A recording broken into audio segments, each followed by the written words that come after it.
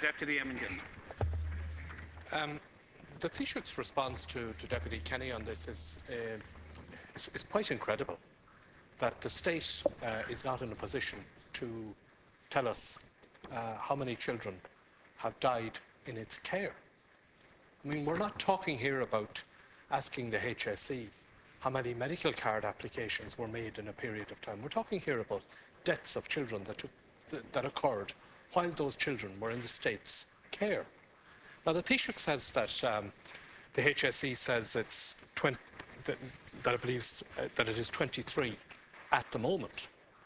There was a newspaper article in the Sunday Business Post, that says that the HSE now believes that approximately 200 children have died in state care in the last 10 years. There's a big difference between 23 and 200. And if it is as high as 200, then it is extremely serious. The average number of deaths each year over the past decade for children in the total population, children between the age of 1 and 18, was about 300. It's about one in slightly over 3,000, 1 in every 3,200. If the number of children dying in care is as high as 200 in the last decade, that's 20 per year, an average of 20 per year, or 1 in every 285 children in care. It's 10 to 12 times the rate of mortalities of children in the wider population. That is, if it is as high as the figure at the weekend. Now, Taoiseach, I mean, what you're saying to us is that you don't know the number of children who have died in state care. You don't know why those children have died, because the inquiry that was established under Nora Gibbons and Jeffrey Shannon have not yet been able to get the files.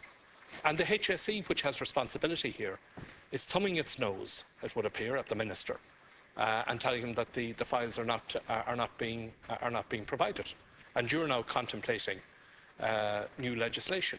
Why can't the Minister for Children or the Minister for Health and Children give the same kind of direction, written direction, to the HSE to produce the files on this, that the Minister for Health and Children gave in written form to the HSE when she wanted them to go to release land from hospitals to enable private hospitals to be built on them? She gave a written direction for that. So why can't she give a written direction, or the Minister for Children give a written direction to the HSE using the powers under the Health Act to provide this information to the two people who have been asked to conduct the inquiry? Supplementary, Deputy Gilmore. Well, I would have thought that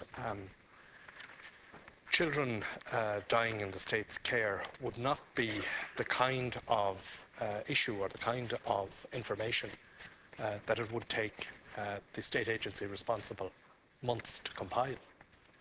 I would have thought that that was the kind of thing that would be, jumping off the page and at the top of the agenda. And I'm reminded of what Minister Andrews said here on the 4th of March when we were discussing the Tracy Fay case.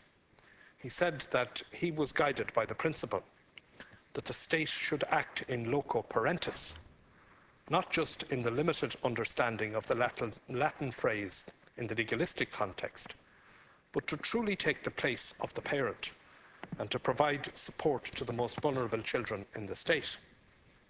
Acting in loco parentis. Now, it seems to me, Taoiseach, that whatever the state has been doing in the case of children who have died in its care, it doesn't appear to have been acting in loco parentis. If any set of parents acted as negligently as the state would appear to have acted here, to the extent that you don't even know the number of children who have died in the state's care, the state would move to take those children into care from the parents concerned. What is to happen, or what does happen, children for whom the state does not provide the care that would be provided by parents? And that's the issue that is being addressed here. There is an issue of state negligence, and the extent of the negligence is to the point that you're not even in a position and are awaiting some validation exercise that has to be undertaken by the HSE before you can tell us the number of children that have died in the state's care in the last 10 years. I mean, this is a case of negligence. It is a case clearly of dysfunctionality in the HSE, and it is clearly a case of the tail wagging the dog as far as the relationship between the HSE and the Minister for Children is concerned.